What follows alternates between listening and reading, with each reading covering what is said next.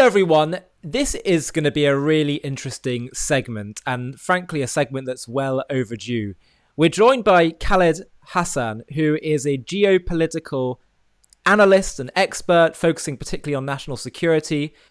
Khaled was born in Egypt, and he was in the heart of the Arab world. He saw what's being churned out in Arab media. He actually became a convert to Judaism, and that's a really interesting story that we'll get into perhaps in a separate clip.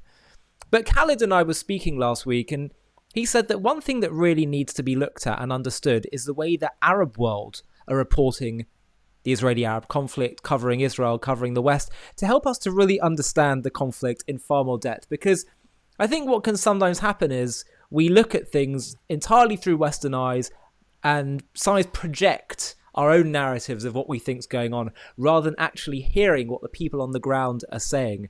And so how brilliant it is that we have Khaled, who is fully fluent in Arabic, who understands that culture, who can tell us what's truly being said in Arabic media. And I think this could be a start of a really fascinating segment. I please welcome your feedback to let us know what you think of this segment, because we're thinking about doing this as a regular show where we look at the issues of the day and how they're being covered in the Arab world, because I think it will shed a lot of light in understanding the conflict. So first of all, Khaled, thank you so much for joining JTV today. Really, really appreciate it.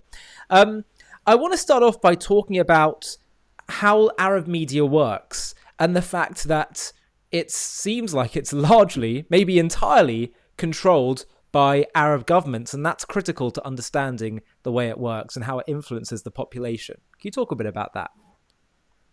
Yes, thanks for having me, Oli. It's a very interesting discussion because I think many people have misconceptions or preconceptions about how things work in the Arab world.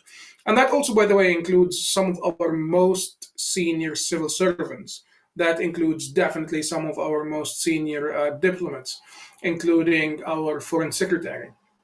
What's really interesting about Arab media is that it completely and almost entirely controls the media and the press and the TV and pretty much everything. Every series that is produced in Egypt, for example, has to go through what is pretty much a censorship kind of process. It has to be presented to certain officials. They look at it. If they see any criticism of the government or any views that they don't accept, then it has to be taken out. So it's very interesting. And the way I would put it, it's you have essentially channels or mediums or presenters or whatever it is who are entirely controlled by the government in the sense that they are told what to write about, what to say, what not to say. And then you have writers or broadcasters who are pretty much vetted by the government. So, they see that this person is kosher, he knows where the red lines are, he knows what to say, what not to say. So we're going to let him do his thing, obviously with a little bit of supervision and a little bit of coordination. So, like if there are any issues that develop that are not really precedented, or like, this person doesn't really know what to say, then there is always communication to make sure, everything is, on track. And that's how I mean, we're talking about pretty much, I would say, the entire Arab world. This is not one country, and, that's not very, that's in a bit of a difficult position, but the others are, no, it's all the same. This is how things work. This is the mainstream. This is what's common in the Arab world. What's really interesting is that you still see variations between what we think is actually being talked about, or what, for example, BBC Arabic reports about, and what Al Arabiya, which is the Saudi channel, reports about, or Al Ahram, which is the national pretty much newspaper of Egypt, one of the oldest newspapers. So when you look at this, you see a huge difference. And what's actually really staggering, when you look at the Saudi, the Egyptian, and the Qatari, the Emiratis, you're going to see that there is a huge, well, there is a clear attempt not to focus on the Israeli-Palestinian conflict, to pretend it doesn't exist, Why? because they don't. That's a really interesting question. They don't want instability. They don't want the public getting, a bit worked up and a bit of a, rebellion kind of mood, basically, and starting to think, oh, right, we need to fight Israel, and, having unrest or protests over the issue. And that's why you will never really find any protests in Cairo. You're never going to find any protests in Riyadh, or the UAE. There is this attempt to completely suppress this narrative and just pretend it doesn't exist. And on the other side, there's definitely a kind of reporting which sticks to the government statements, like government statements, like saying, oh, we really care about the Palestinian cause. We will always care about the Palestinian cause. It's like a script that everyone has to commit to, but not add to it in any shape or form. So it's very interesting to see this.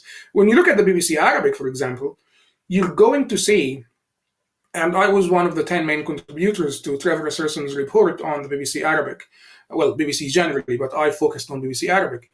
You're going to see an unbelievable obsession with the Israeli-Palestinian conflict. It's entirely, like their entire pages, Twitter, everything seems almost entirely dedicated to this, which is really bizarre, because you would think BBC Arabic, should take pretty much, a worldview on what happens across the Arab world, not focus on one specific region, which is what actually what Egyptian and Emirati media is doing. They focus on different topics, definitely, not making this the main dominating narrative for months on end. So, yeah.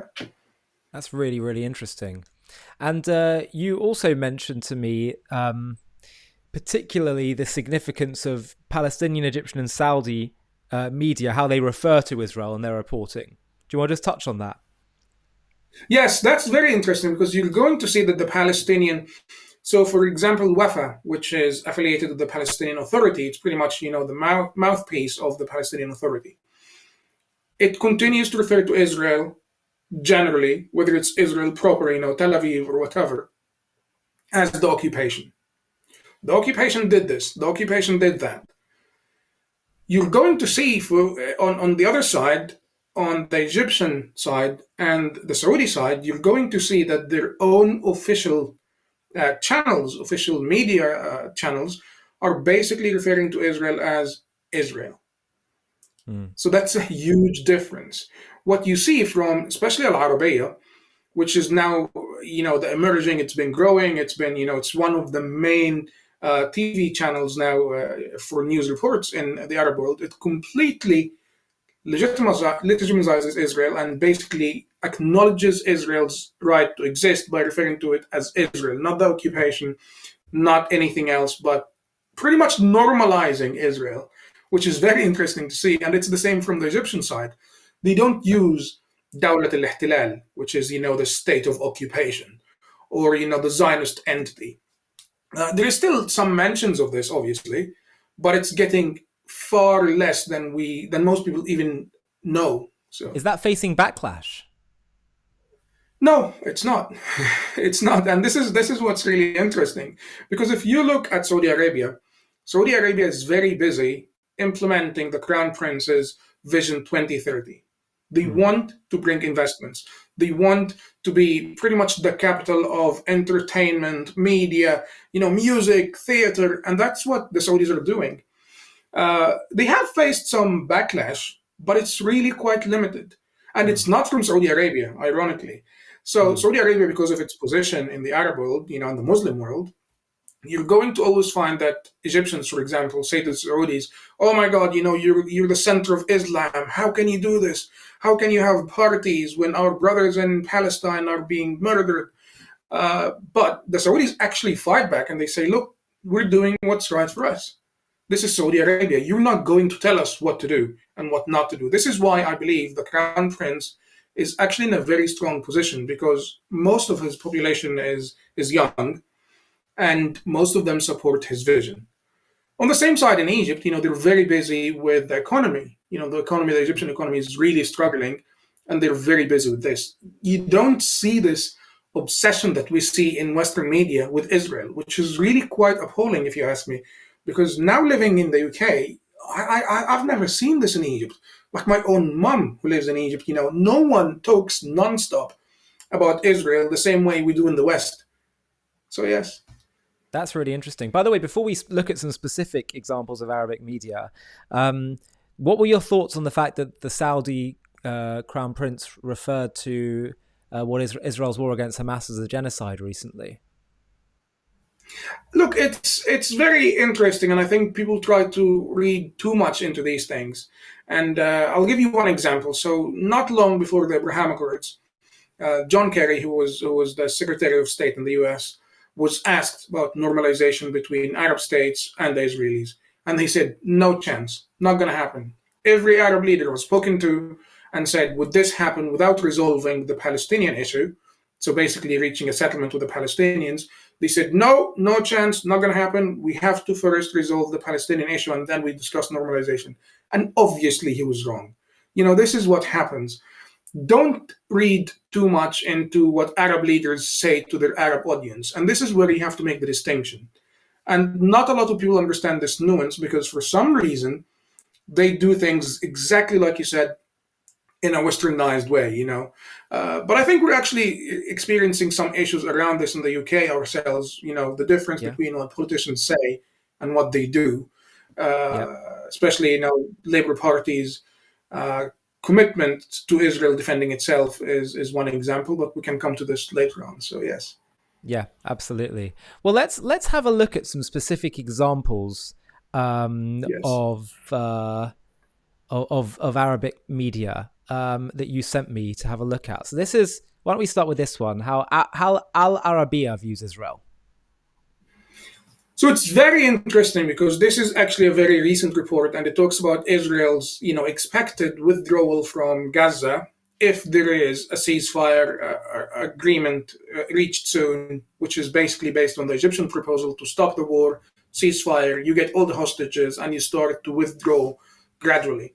This is very, very interesting because you will find that the entire article is sticking to very non-sentimental language. So saying Israel said XYZ, Hamas said XYZ, the Egyptian government said XYZ. That's it. It Mm. doesn't have the language of, again, Dawlat al-Ihtilal, the entity of occupation. It doesn't have the language of, oh, the Zionist entity, or the Jews. None of that actually exists in this article, which is a huge change from previously what they used to do. So that is actually very positive, and you can see this throughout the entire article. It's very short, it just mentions X. This person said XYZ. This state said XYZ. An official said this, and an official said that, and then they move on. Nothing else is happening there. I mean, the picture looks quite graphic, though, don't you think? Quite, I don't know if inflammatory is the right word. Quite provocative. I wouldn't say so because I think the picture actually. I mean, it's very interesting because I personally didn't even notice this that way. Like I didn't notice it as something provocative. It's just a picture of a war. It shows you people moving. It shows the IDF soldiers. It shows. I think those are also probably Hamas terrorists on one of the tanks, On the tank, probably on yeah. October 7th. Yeah.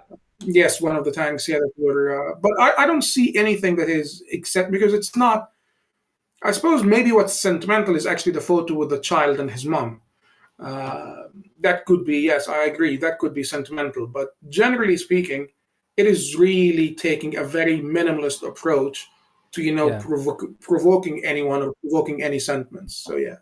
That's fascinating. Let's have a look at another one. This is Arafat declaring independence in 1988. Why did you send this one across? It's a very interesting one because this was actually in November, but I saw it and it was very, very interesting because Arafat declared independence in 1988 from Algeria. And that raises so many questions. So this was WAFA, the Palestinian Authority, basically, the press agency. Hmm. And it's very interesting when you look at this because this was celebrated, I think it was mid-November, and saying, 36 years since we declared independence. And it leaves you asking so many questions. It still refers to, so as you can see behind him, there is a photo of all of Israel, and that's basically Palestine for them. So they Yeah. don't recognize Israel at all. Yeah. And that is still the narrative until today, which is why it's really quite staggering. So you can see that everyone across the region is moving on. And that's why I wanted to include this, because of the photo, because of the significance of why did they only declare independence in 1988?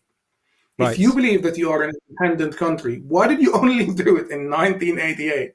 Right. It's Right. it's it's really quite amusing if you ask me.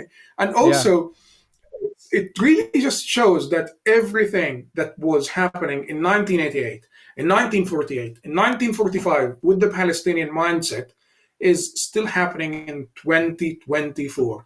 Referring Yeah. to Israel as the occupation. All of Israel, is the occupation, and refusing to engage in any peace talks. That is precisely what you can see here in this one article. And it really shows you how everyone has moved on in the region, but the Palestinians are refusing to. Yeah. Really, really interesting. Um, then there's another one you sent, which is this is Al Aram's coverage of Sisi's comments on the Palestinian cause. What's going on here? Yes, yes. So this is presidency. Again, this is a very, scripted approach. So Al Ahram is one of Egypt's oldest newspapers. It's what everyone used to read at some point. What's very interesting, actually, Oli, and you see this happening across the entire world. Mainstream media is no longer accepted. It's no longer trusted. It's no longer the go-to for the news. So Al Ahram itself is actually struggling. It doesn't have, the big writers it used to have before. It doesn't have any of this. And this article is 100% sticking to a script. So you can see this. It says the prime minister confirms and basically asserts that Egypt continues to defend and support the Palestinian cause and their legitimate rights to have a state of their own.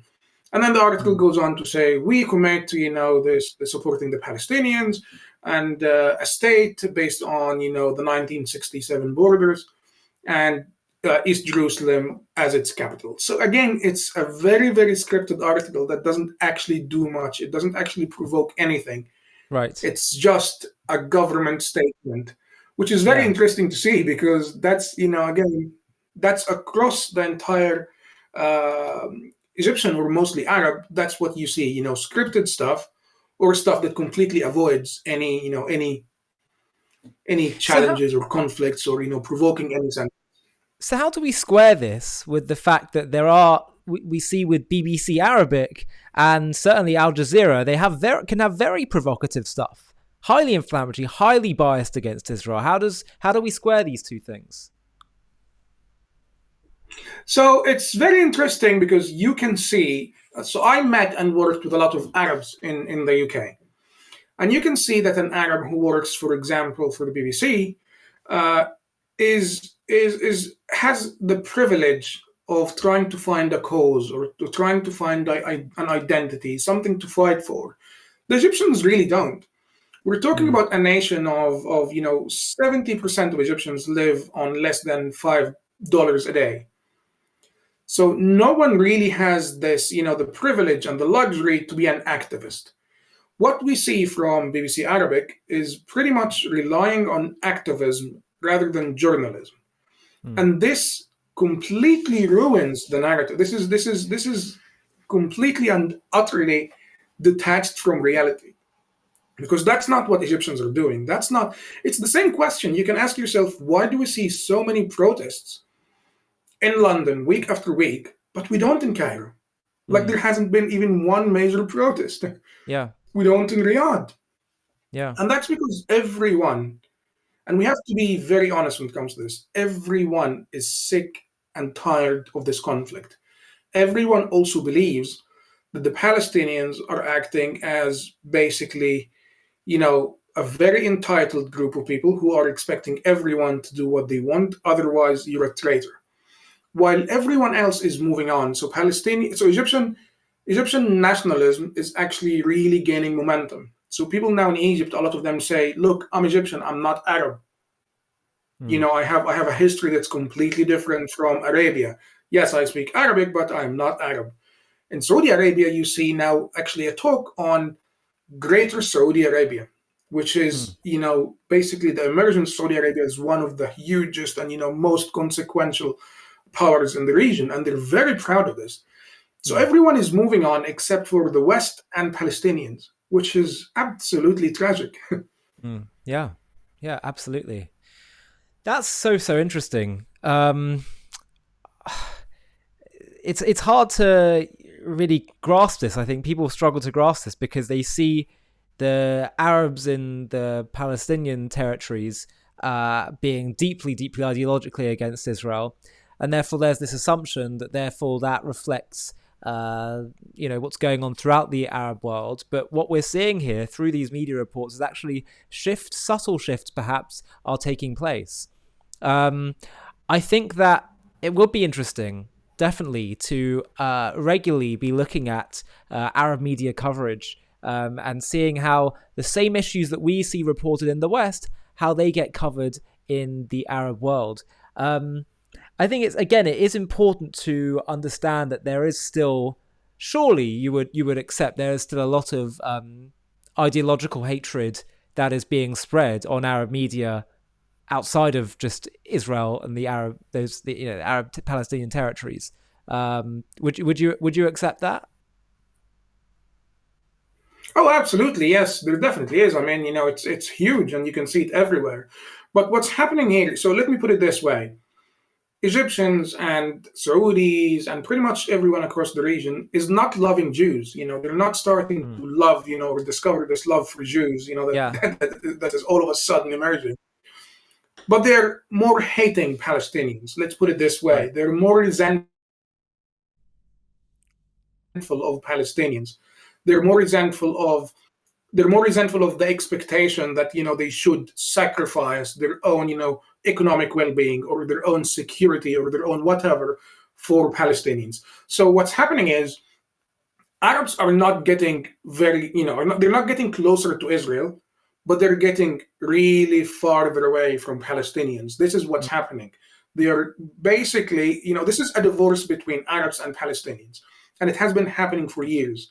But now you can see, especially now, because obviously what's happening in Gaza is huge. Nobody expected this kind of war to be happening in Gaza. And a lot of people in the West expected Arabs to be completely, up in arms. And that is also actually very interesting because when you see Trump talking about, the Abraham Accords and moving the embassy, he says, I got calls from everyone telling me you're going to start, the Third World War over this. Yeah. And nothing happened. But this is exactly what we're talking about. And this is why we need to explain to people in the West what's happening in the Arab world. If you made it so far in this video, that means you probably appreciate the work we're doing at JTV to spread the truth about Israel and create positive associations with Jews, Judaism and Israel for the entire world. I really believe that part of fighting anti-Semitism is to create pro-Semitism and share and inspire people with the truth. There's so much anti-Israel media online channels, and I think that it's time we start competing with them. We're already having a big impact, but there's a lot more that we can do. I've got a plan, a vision, which is to start doing more documentaries, animated content, having more presenters like me doing other shows to really accelerate the growth and impact that we're having. The impact is really good, but there's even more we could be doing. So we're doing a crowdfunding campaign in order to fund that vision and to scale JTV. The question is, would you consider partnering with us? Would you consider donating to this crowdfunding campaign in order to partner with us in scaling JTV, partnering with us in spreading the truth of Israel, Judaism and Jews to the entire world? If you would, please click on the donate button in the link below this video. The campaign's official launch is in a few days from now, but you can actually donate right now. So please click on the link if you want to partner with us in sharing the truth and spreading it to all corners of the world through the power of the internet. Again, click on the link in the video description of this video and please support the work we're doing. I'd be so grateful for any support you're able to give, and you truly will become a partner with us in our mission.